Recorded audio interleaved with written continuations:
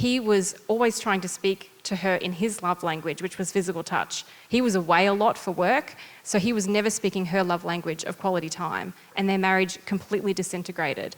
And it just shows that they were speaking, he was speaking English, she was speaking Swahili, and they never, ever, ever understood that they were not speaking each other's language.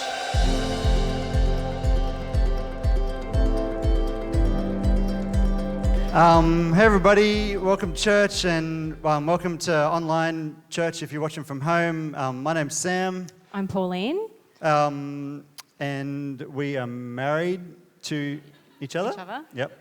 Because we have 3 kids, so it makes it legit.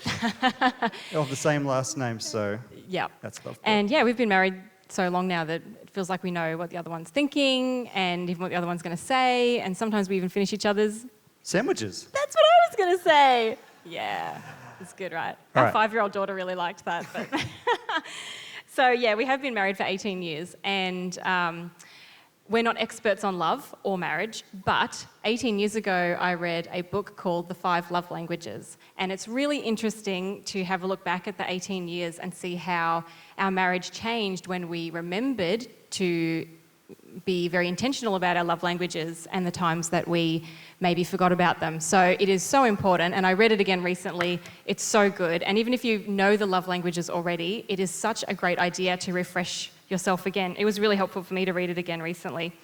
So the 5 love languages, a guy named Dr. Gary Chapman identified 5 love languages. He is an author and a radio talk host and a pastor, and he's the one who found out how we give and receive love in 5 different ways. And he wrote the book on love. Oh.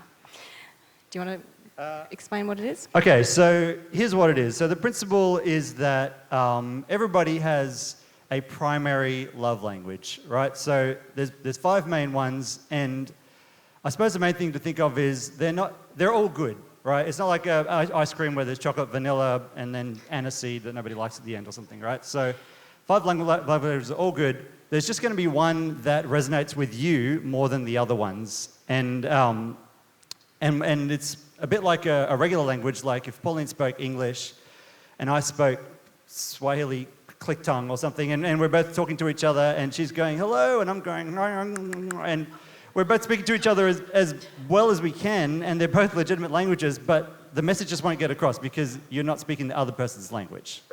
The cool thing about love languages is that God created us this way. He created us to give and receive love, and these are the ways that we do give and receive love. And it's important because Jesus asked us to do 2 things, and that was love God and love people. And when we understand better how to love people, it means that we have better relationships, we have stronger marriages, we have better relationships with our kids when they're little that grow into fruition when they're older, and it means that we can model stronger marriages for our kids too, which they really need today. So we're going to get into it now. Let's go. Let's all right, so here's how it works.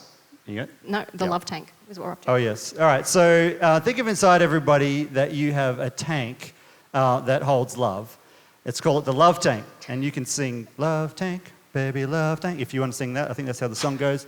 This is a scientifically accurate diagram here on the side that you can see what it looks like inside you.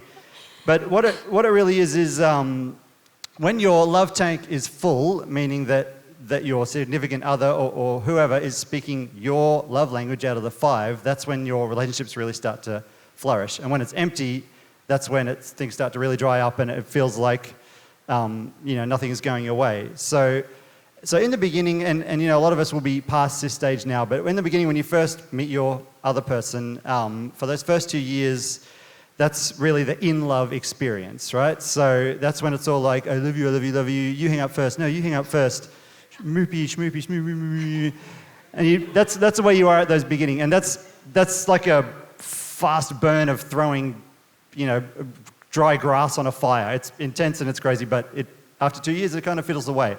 And if you don't have, good, genuine love language love in your tank after that, then you're in trouble. So that's what we're about. And then after that first 2 years, you start moving into what Gary in the book calls real love. And that's where that is. And by the way, I'm called Moo because we actually did call each other Schmoopy 20 years ago. So lots of people call me Moo now because 20 years ago my nickname was Schmoopy. So in the book, Gary says a really interesting thing. He says, love is a choice. And when I first read that, something in me went, no, hang on a second. Like, you're supposed to fall in love and then be in love. Like, that's the idea. But the more I thought about it, the more I realised, no, it is a choice. Like Jesus says, love your enemy, that's a choice. Love the unlovely, that's a choice. And loving the people that we love is still a choice every single day to take action to do that. And he also says that true love can't begin until that in-love experience is done and you move into the real relationship where the action takes place, where you are making the choice to love that person every single day. And there's a guy, Dr. Ross Campbell, he's a child psychiatrist, and he talks about children having love tanks as well. And the thing that he said was, inside every child is an emotional tank waiting to be filled with love. Much of the misbehaviour of children is motivated by the cravings of an empty love tank. And I've seen that in my own kids. I have a little story that I'll share at the end around that. But I think that even in adults, it's the same deal. If our love tank is not full, we'll still misbehave. It's just that the misbehaviour looks different. It'll look like distance in your marriage, or feeling resentful or frustrated or disappointed or even angry. And we'll say things like, oh, the love is gone from our relationship. And what we really mean is the love tank is empty. They're not speaking my language. And that can make us sometimes then go look for the in-love experience somewhere else. But love is a choice. And Gary also says that it's the kind of thing where he says, beware, because as you start filling each other's love tank in the way that they really can understand it, it's kind of a joke, but he says, beware, your whole dynamic of your relationship is going to change. And people start acting weird and they'll start doing things that are good, but it's a good, yeah. Right? Yeah, that's right. All right, so, and as we go through these, like we said, there's 5 of them. One of them is probably definitely going to stick out a lot for you personally. And so I guess hear the 5 and kind of self-diagnose yourself. Self-diagnose as we go on. You'll be like, that's definitely me. And then, if you've got the brain power left for it, try to diagnose your partner as well, because that's really what is going to make things great. Because when you understand someone else, then you can communicate with them correctly. And your kids and your nieces and your nephews, everyone around you has a love language, a primary love language. And you can do the quiz online, but honestly, you'll probably figure it out as you go along. Yeah, it's very easy. Yeah. So, okay, first one. Slide number 1, please. First one is words of affirmation, okay? So that's compliments, appreciation, encouragements, and kind words. So I'll talk about this one because this one's definitely me. This is the one that I come out highest at.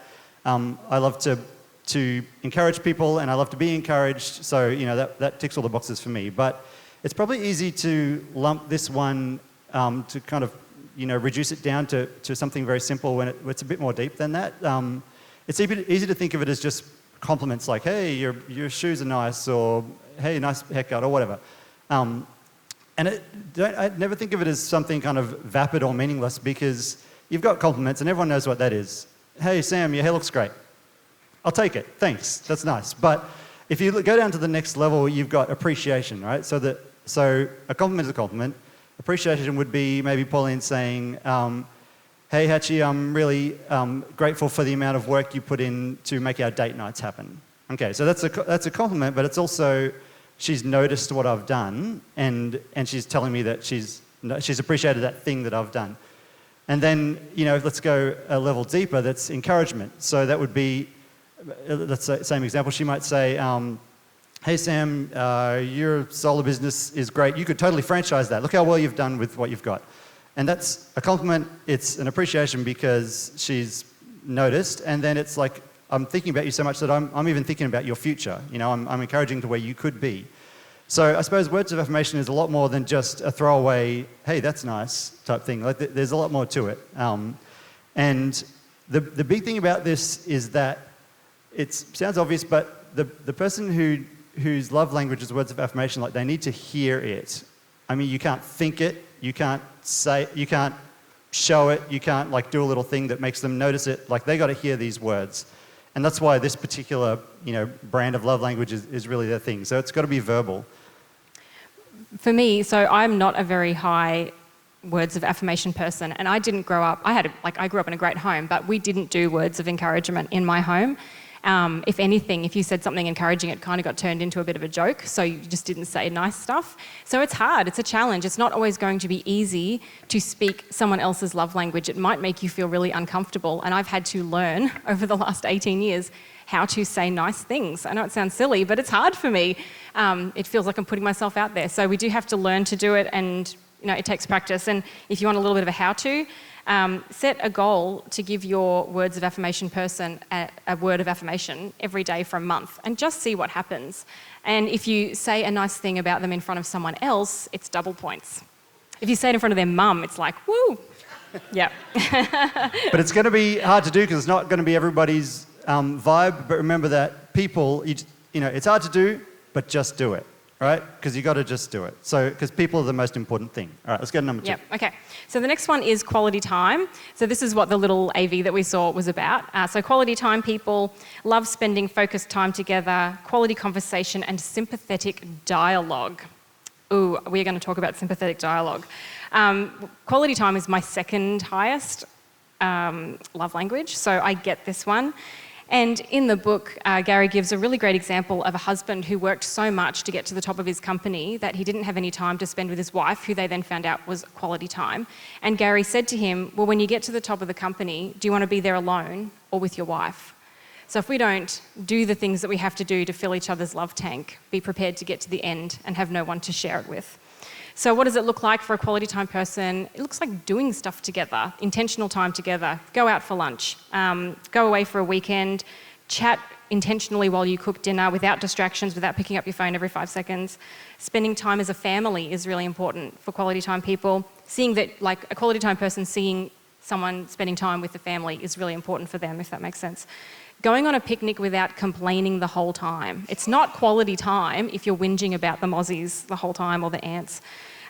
Take a holiday with the family every year, go for a walk. It doesn't really matter what the activity is as long as the time is quality together. But it's not enough to just be in the same room or someone in the laundry and someone in the kitchen. It has to be together. There's got to be an emotional connection. That's what they're looking for.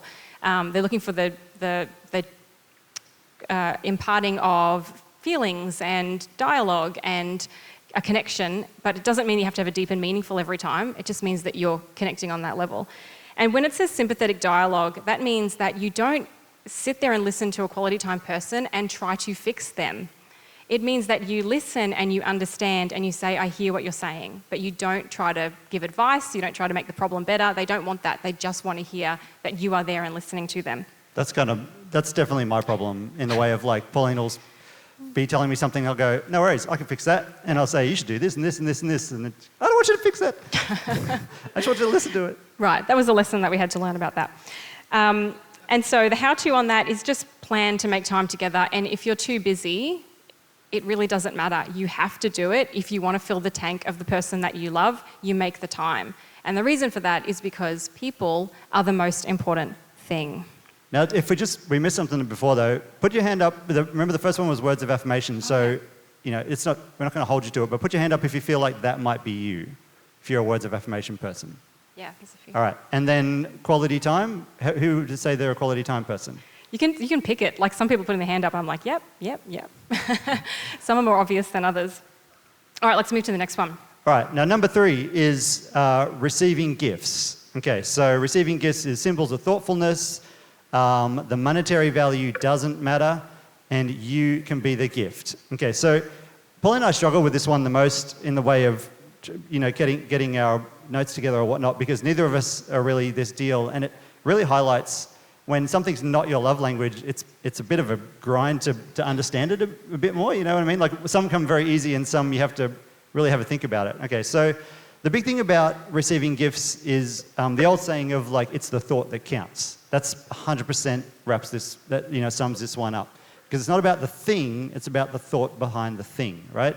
So people whose love language is gifts, it's about, they see the gift, it's almost like they don't see the gift as in it's a bunch of flowers or whatnot. All they see is that's a visual representation of your love. Like it's a thing that transmits your love to them, I guess. A really great example is the wedding ring. So at your wedding ceremony, you will stand next to each other and you will give each other a ring, and the words you say are, I give you this ring as a symbol of my love. That's exactly how a receiving gifts person sees things that they are given, as a symbol of love.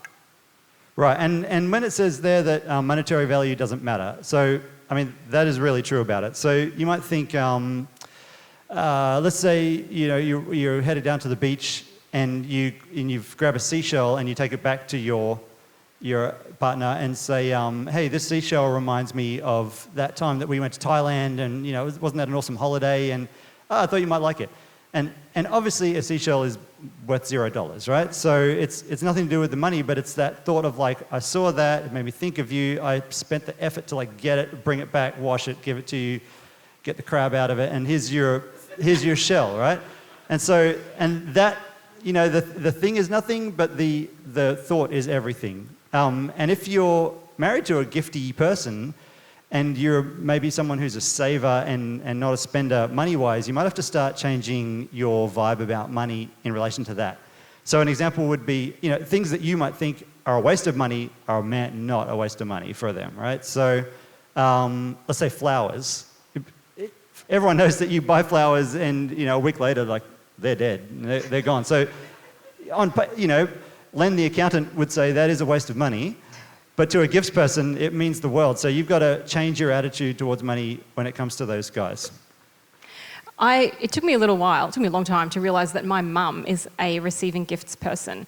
And I realise now, growing up, she bought me a book every single week of my childhood. Like, I thought it was normal for every kid to have 280 Babysitters Club books and like just shelves and shelves of books. She was always buying me stuff, and even growing up when I was older, she would always buy something from the Avon catalogue and give it to me, a lip balm or something.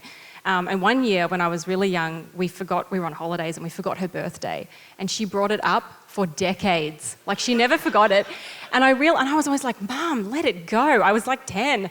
But the reason that it hurt her so much and it stayed with her was because birthdays are an opportunity for her to receive gifts that show her that symbol of love. And it was an opportunity that we missed, and it actually hurt her that we had forgotten her birthday. And so now I'm very intentional about making sure that every gift I give her is really special. And even Mother's Day this year, we were in lockdown. I made sure to send her this big, beautiful hamper of different, cheeses and wine and stuff like that, just because I knew that she needs that. She needs to see that. A phone call's not enough for her. So that's how we can speak love languages. It really is everybody. It's your parents, your kids, your own siblings. Everybody has a love language that we can speak to them to fill their tank from every direction. Right, so how do you do this one? I mean, it is pretty simple, as in you think about them, and when you see something, you grab it, or if it's a shell, or if it's a present, or if it's a note, or if it's you can be the gift if you're coming to help them out with something like that. But just remember that it's not a waste of money and it's not a waste of time for that person. So even if it's not your love language, once again, just do it, because people are the most important thing. All right, so who thinks that they might be a gifts person? Some people are pointing to other people, so that's awesome. Yep. That's good. You should be able to be able to tell about yourself and then your partner as well, because that's why we're doing this. It's pretty easy to start to see what you are. So we're going to move on to the next one, which in my personal opinion is the best one, and that's the acts of service people. Yeah, can you guess what I am? I'm an acts of service person. I like to get my hands dirty. I call it acts of slavitude at my house. So acts of service people show love by doing.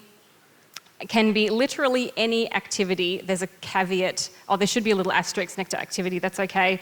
And it says, I'm thinking of you. So, acts of service people, it's pretty obvious. We show love by doing things, by serving people. We're the people who say actions speak louder than words. And we'll donate our time to anything, make meals for people, all that sort of stuff. That really brings us a lot of joy to do that.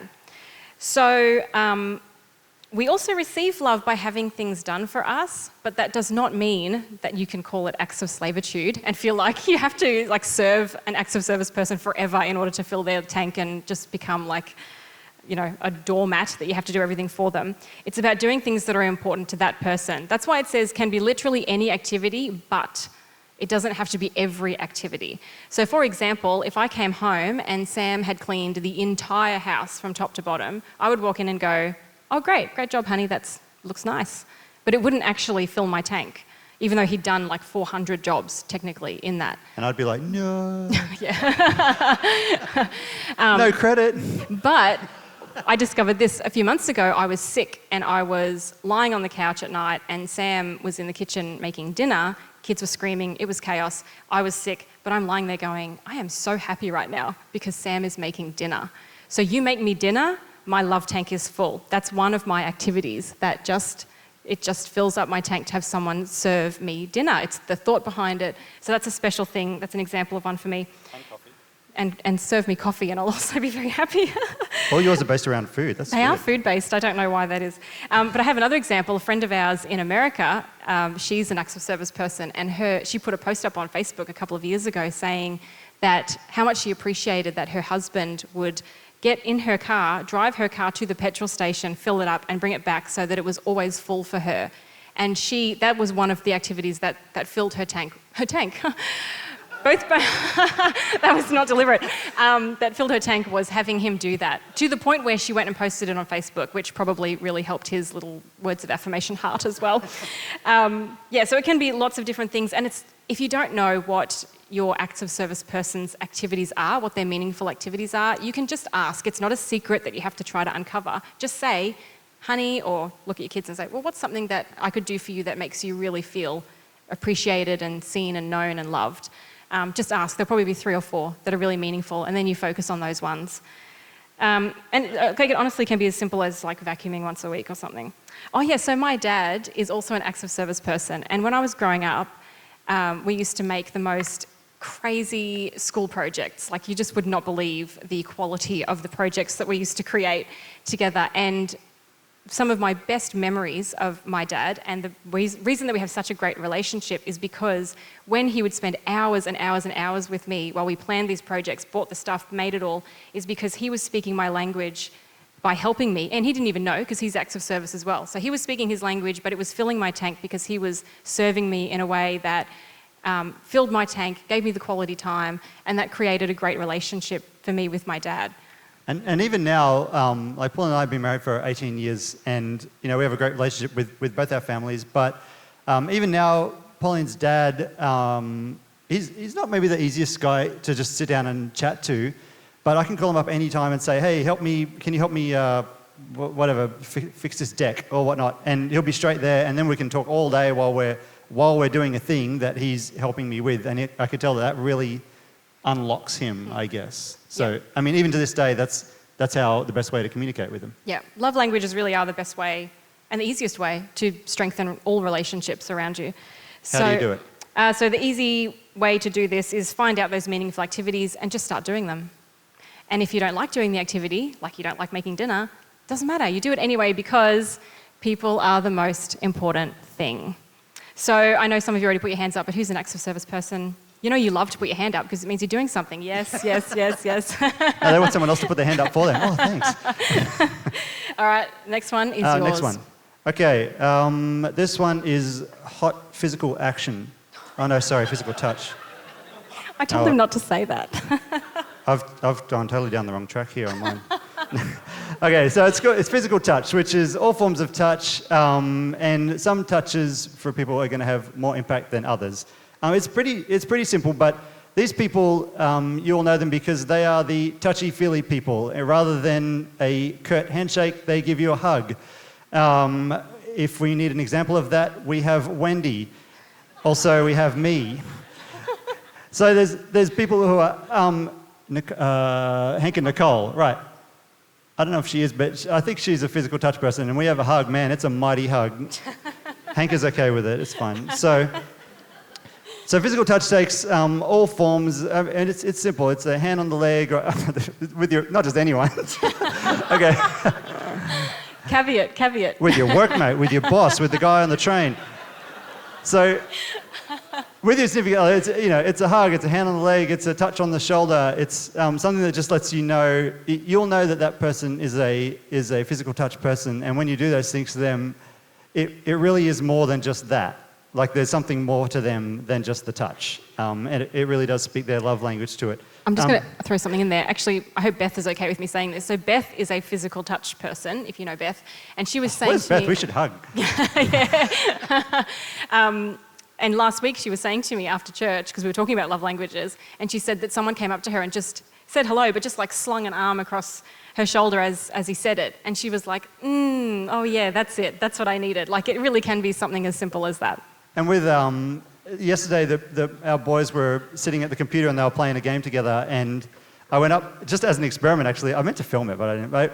I went up behind them and I put a hand on both of their heads at the exact same time and just like ruffled their hair, and our youngest one went, and like melted into my hand, and the oldest one went, yeah, like I was burning him type thing. So you could totally tell, you know, they grew up in the same house, but you know, they have, they're completely different love languages. Yeah, that's right. Actually, I forgot to say, Max, our oldest, is quality time, and he just needs to be with you. But if you try to touch him, he will recoil like you are a viper. So he's clearly zero physical touch. And I'm 0 on my test. I came out 0 physical touch. And people who know me well know I have a little bit of a bubble. I do literally have like give me a space bubble here, don't come too close. But I've had to learn to be physical touch because that's his second love language. Right, and Jed, our youngest kid, like I was saying, he loves it. And there's times when, you know, he's real mad about something. I don't know, like he has to go to bed or something. He's only 9. He has tanties. Oh, I'm just so mad. And he hops in bed, and I go up to him and I go, "What about a cuddle?" "Oh, I don't want a cuddle." "Well, I'm going to give you a cuddle anyway." And I give him a cuddle. "Oh, get off." "Do you really want me to get off?" "No." "All right, well, give me my cuddle, but I'm still mad about it," type thing. And like you just touch his back and he just starts melting into it, and you break him down. Yeah. Okay, so how to do it? It's obvious. So if your person is a physical touch person, even if you don't like it, just do it, because that's their love language and you're starving them if you don't. And obviously there's a caveat here of if you have something in your past with abuse or something like that, don't take it too lightly. You know, see someone about that. But I'm saying for someone who doesn't have that, it's something where you just have to see your person's love language and do it. Yep. Right? Yep. Okay, so who here says that they would be a physical touch person? Ooh, there's a lot. It's kind of a lot. That's a lot. Church people are very touchy-feely. All right. Just okay. Please do remember social distancing at this time, though, now that you all know who, who you are. Can we do this or not? We can do that quickly. Okay. Sam, the socialite, wants to do a I want to do this. activity. If you're a words of affirmation person, give me a good on you, mate. You have to call it out. Call it out. All right. If you're a quality time person, give me a look at me. All right. If you are a receiving gifts person, give me a cha-ching. Even though it's not about If you're money. acts of service, how about a you're welcome? If you're a physical touch person, how about a All right. Everybody's physical touch, see? I hope you are all doing that at home. No one can see you there. All right, let's wrap it up. All right, so those are the love languages. I really hope that you're able to see yourself in there and also the people in your world that you love, because there's such simple ways to show each other real love and be speaking the same language to each other. And it will change the climate of your whole home when you start really seeing and speaking languages that the other person needs. And it will change the strength of your relationship. And in the book, if you do read the 5 Love Languages book, Gary has so many examples of marriages that were on the brink that came back when they started speaking each other's love languages, and it didn't take long. So over the last couple of weeks, I did a bit of an experiment with my kids. So in our home, we have at least 4, potentially 5 of the love languages amongst our family of 5. Only our 5-year-old daughter, I'm not sure if she's words of affirmation or gifts. If she's gifts, that is it. We have the complete set just in our family. So no one can understand each other. Yeah, so we're all speaking different languages, right? But over the last 2 weeks, every single day, I made sure to really intentionally speak each child's love language. And the difference in their behaviour was really amazing. Like Max is quality time, he's 12, and I was going to hang out some washing, and he was... started talking to me about something about his day. And normally I would have just gone, busy, mum, I've got to go, come with me and I'll hang the washing out while you talk. But instead, I stopped, I put the basket down, I sat on the couch, he sat down, and for 10 minutes we talked about that thing. And that is what he needed. And I noticed then that he started asking to do more things with me, just coming in the car to go shopping. And it's like it opened up a gateway for him to then feel he could access that quality time with me. And we had much more quality conversations. And same with Jet, he's 9, he's our physical touch kid. I made sure to just like lather him with physical touch anytime I could. And then for a couple of days we were really busy and I didn't get around to sort of doing it as much. And he actually got really physically distant from me. He almost didn't want me to touch him, and I had to work at calming the beast and get back into it. And I noticed his behaviour changed. Sounds getting real low. His behaviour really changed when I stopped speaking his love language. And with Josie, I just made sure to really compliment her and, you know, see the things that she was doing. So I'm not sure exactly what her language is yet. And she always takes it so well. She's always like, thank you. Like, she just takes compliments really well. Yep. She takes them on board. Okay, so we're going to finish it up, but I just want to share one more thing that I think really highlights how important this is. I had a conversation with a friend of mine. She had been married for 20 odd years. She's now in her 60s, and this was probably about 10 years ago that this conversation happened. She was doing a bit of we were just catching up, having coffee. She's a quality time person, and she was doing a bit of a marriage autopsy. She was kind of going, what fell apart, what happened? And I don't remember anything about the conversation other than this one thing that she said. He was always touching me. He would sit next to me and he'd put his hand on my leg, or he'd be touching my back, or he'd be rubbing my hair, and I'd just be like, oh, can you stop touching me? And I've always remembered that because I think he was always trying to speak to her in his love language, which was physical touch. He was away a lot for work, so he was never speaking her love language of quality time, and their marriage completely disintegrated. And it just shows that they were speaking, you know, he was speaking English, she was speaking Swahili, and they never, ever, ever understood that they were not speaking each other's language. So the love may have been there, but they weren't actually filling each other's love tank, ever. So it just kind of shows how important this stuff is. It's not trivial. It really can be make or break sometimes, how we choose to love people and whether we choose to put it into action. And all of the languages, like we said, are valid. There's none that are better or greater than the other. Everybody has one predominant one, and that's the one we need to focus on. And it's important that we speak the right one because people are the most important thing. Jesus said, love God, love people. So let's focus on loving people.